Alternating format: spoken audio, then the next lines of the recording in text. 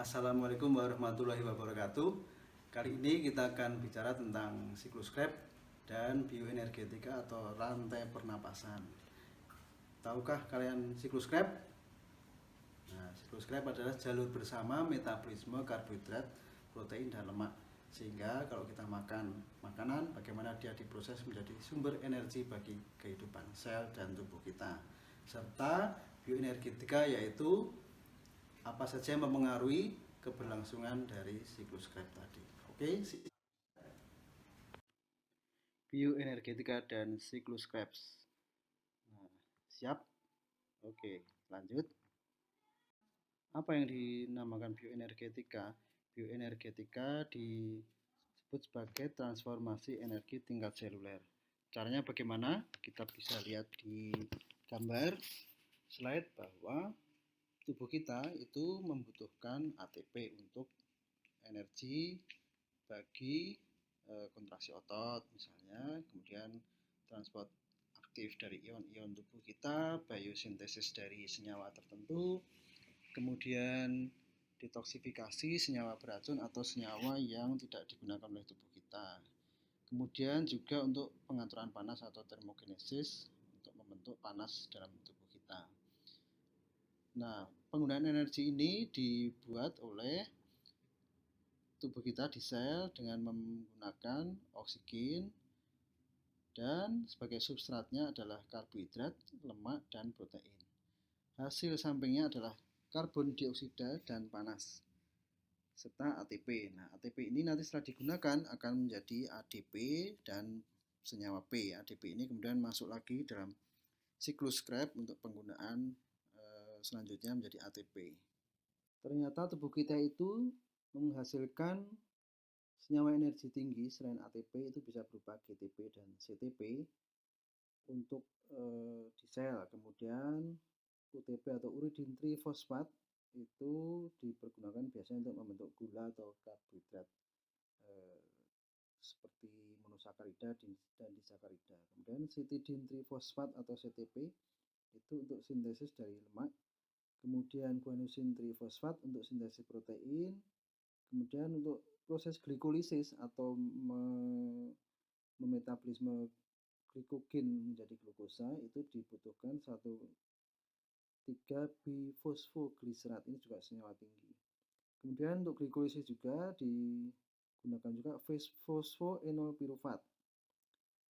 Selain itu, pada ota, otot, dan spermatozoa itu akan menggunakan senyawa kreatin fosfat.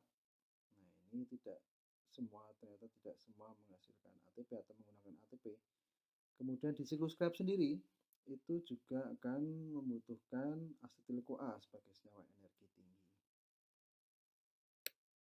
Bahkan ini bisa menggambarkan bagaimana tubuh kita membentuk suatu ATP dan kemudian dengan rantai pernapasan ini kita lihat hasil akhirnya H2O dan CO2. Ini bisa menghasilkan ATP berasal dari karbohidrat, kemudian protein, dan lemak atau lipid. Ketiga senyawa tersebut harus diubah dulu menjadi asetil-CoA. Nah, ini senyawa kuncinya adalah asetil-CoA. Ya. Kemudian dari asetil-CoA dia akan masuk dalam siklus Krebs yang melingkar ini menjadi sitrat, kemudian cis-akonitat, alfa-ketoglutarate, dan seterusnya suksinat, fulminat. Terus dia akan berputar seperti siklus disebut siklus Krebs. Nah, dalam siklus Krebs ini kalau ada oksigen, ya, tubuh kita tercukupi kebutuhan oksigennya, maka di rantai pernapasan dia akan berlanjut dari NAD, kemudian di sitokrom, ini terus akan berlanjut menghasilkan H2O dan CO2. Ini kita lihat CO2-nya di mana? Oh, di alfa-ketoglutarate ini. Nah, di alfa-ketoglutarate ini dia akan menghasilkan CO2. Juga di isositrat dari cis-akonitat menjadi isositrat ini akan mengeluarkan CO2. Nah, kita lihat di sini ada garis hitam. Ini adalah kondisi di mana terjadi anaerobiosis atau terjadi hipoksia atau anoksia atau kekurangan oksigen. Nah, ini bisa menghambat kelanjutan dari siklus Krebs ini atau rantai pernapasan, sehingga tidak berlanjut menjadi ATP yang lebih banyak daripada hanya satu siklus Krebs. Nah, secara ringkas bisa dilihat di sini. Kalau kita makan lemak, kemudian makan karbohidrat, makan protein, itu dalam pencernaan kita akan dicerna dan diabsorpsi. Kalau lemak nanti diubah dulu, dia dipecah dulu menjadi asam lemak dan gliserol. Kalau kemudian karbohidrat ini menjadi glukosa atau senyawa yang lebih sederhana. Kemudian protein diubah dulu di metabolisme menjadi asam amino.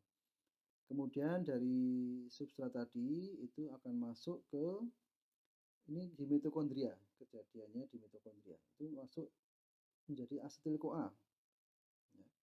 Nah, ini catatan asam lemak ini bisa terjadi dari beta oksidasi. Ini akan menghasilkan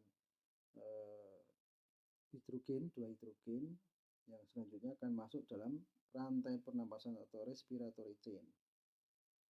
Asetil CoA yang dihasilkan dari senyawa energi tadi, glukosa, gliserol, amino asid, asam amino ini kemudian masuk dalam siklus asam sitrat yang seperti tadi sudah dijelaskan. Kemudian, nah ini 2 hidrogennya ini akan masuk di rantai pernapasan. Ini akan menghasilkan ATP yang berasal dari ADP. Kemudian dia juga memerlukan oksigen, O2 ini menghasilkan H2O. Ini seperti yang sudah kita jelaskan tadi. Nah, ternyata dalam rantai pernapasan ini ada beberapa senyawa yang mengganggu pembentukan ATP. Ini bisa kita lihat di sini.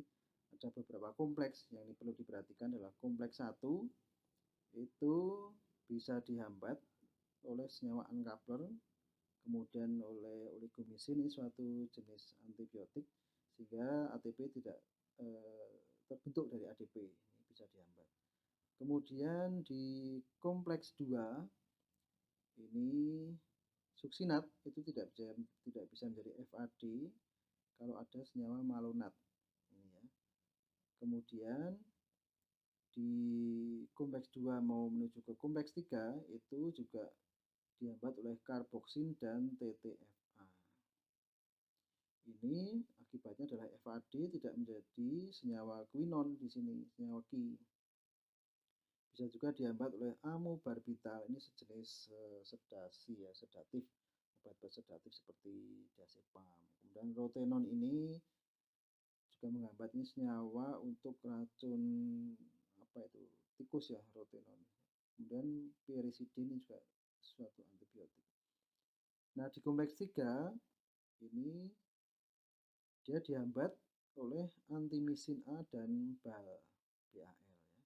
Kemudian uncoupler juga akan menghambat, oligomisin juga akan menghambat. Di kompleks 4, nah ini yang kemarin ada kasus itu adalah cyanida dan H2S. Ini menghambat di kompleks 4, ini tidak terbentuk, tidak berlanjut. Jadi prosesnya akan berhenti di sini. Jadi kalau ada yang memberi kopi cyanida seperti kemarin, ini dia akan menghambat di sini. Rantai pernapasannya akan terhenti di sini. Di ujungnya akan terhenti oleh cyanida. Juga oleh gas karbon monoksida ini dari pembakaran yang tidak sempurna. Nah, ini penggambaran dari siklus Krebs ini kayaknya rumit ya, ini gambarnya seperti ini. Jadi nggak usah dibuat rumit. Ini yang perlu diperhatikan adalah dari asetil CoA tadi dia akan masuk ke siklus Krebs. Kemudian dari asetil CoA akan dihasilkan sitrat dan menjadi cis akonitat. Nah, ini perhatikan ada senyawa fluor di sini, fluoroasetat. Ini akan menghambat pembentukan cis akonitat dari sitrat. Ya. Kemudian terus berlanjut dia akan menjadi isositrat di sini ya. Kemudian terus berlanjut. Nah, ini juga ada senyawa arsen yang akan menghambat proses alfa ketoglutarat menjadi suksinil CoA di sini. Nah, kemudian juga ada senyawa malonat, dia akan menghambat suksinil CoA untuk menjadi fumarat di sini. Nah, jadi ada berapa yang menghambat tadi? Ada fluoroasetat, kemudian ada arsenit, kemudian malonat. Ya. Nah, perlu diperhatikan di sini beberapa senyawa logam ini akan berperan di siklus asam sitrat atau siklus Krebs. Ya. Jadi ada logam besi di sini Fe, kemudian ada logam mangan Mn, kemudian ada logam magnesium di sini. Nah, tiga logam ini sangat penting untuk keberlangsungan siklus Krebs. Jadi kalau kekurangan logam-logam ini ya kita akan kekurangan energi. Jadi sangat penting sekali diperhatikan di sini. Beberapa asam amino ini juga dapat diperlukan dalam siklus Krebs ini, tapi dengan jalur yang berbeda-beda. Asam amino seperti hidroksiprolin, serin, cysteine, threonine, glisin, dan kemudian triptofan itu masuk siklus Krebs dalam bentuk pirufat. Nah, di sini ada bentuk pirufat. Laktat ini juga masuk ke pirufat. Jadi laktat itu dihasilkan kalau terjadi hipoksia, itu akan terjadi rantai pernapasan akan terhenti dan metabolisme glukosa ini akan menghasilkan laktat. Nah, laktat ini kalau nanti ada oksigen atau di metabolisme biar tidak beracun atau tidak membuat toksik, buat asidosis, ini masuk ke pirufat.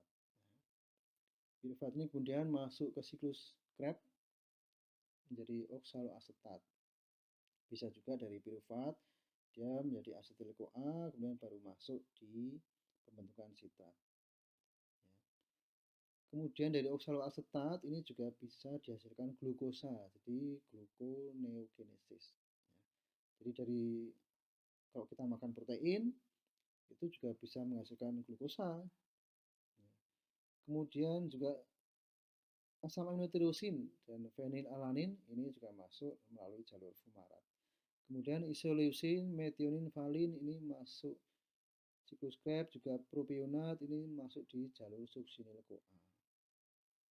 Kemudian histidin, prolin, glutamin, arginin ini untuk masuk ke siklus Krebs itu menjadi glutamat lebih dahulu. Nah, ini hanya menggambarkan bahwa senyawa tertentu atau asam amino itu bisa masuk siklus Krebs dengan beberapa jalur, di pirufat, fumarat, succinyl-CoA, alfa-ketoglutarate. Kemudian juga dia bisa menghasilkan glukosa dari oksaloasetat dengan beberapa enzim transaminase, kemudian karboksilase dan karboksikinase. Nah, ini penggambaran bahwa dari glukosa itu bisa menghasilkan asam lemak melalui siklus Krebs. Siklus Krebs itu terjadi di dalam mitokondria. Ya. Dalam mitokondria itu siklus Krebs berlangsung. Ini dari glukosa menjadi pirufat, pirufat masuk ke mitokondria menjadi asetil-CoA dengan enzim pirufat dehidrogenase. Selanjutnya asetil-CoA menjadi sitrat terus berputar dalam siklus Krebs. Kemudian sitrat ini dia akan keluar dari mitokondria, kemudian menjadi asetil-CoA dan asam lemak. Nah, jadi kenapa kalau kita makan glukosa atau makan karbohidrat menjadi gemuk, bisa menjadi lemak? Nah, ini berasal dari pirufat. Pirufat kemudian menjadi sitrat dan asetil-CoA. Ya. Ini contoh-contoh penyakit metabolik ya. Jadi ada obesitas, diabetes mellitus, dislipidemia dan marasmus. Obesitas apa? Tahu? Ya, jadi banyak lemak, timbunan lemak. Padahal dia makannya kan karbohidrat. Kenapa karbohidrat bisa jadi lemak? Nah, tadi dari pirufat menjadi asetil-CoA. Kemudian diabetes mellitus itu tubuh kita tidak bisa menggunakan glukosa, jadi glukosa tidak bisa masuk ke siklus Krebs yang dalam mitokondria. Karena glukosa yang kita makan tidak bisa diantarkan oleh insulin. Jadi insulin yang terdapat dalam tubuh kita ini biasanya kurang pada penderita diabetes mellitus. Atau reseptor di selnya itu tidak bisa menangkap glukosa atau insulin yang ada dalam sirkulasi. Kemudian dislipidemia ini penyakit gangguan lemak ya, ada hiperkolesterol, kemudian ada apa hipertrigliserida. Nah, ini kenapa bisa terjadi itu karena metabolismenya tadi terganggu. Dan marasmus ini adalah penyakit metabolisme dari protein, nanti di bab protein akan dijelaskan lebih lanjut.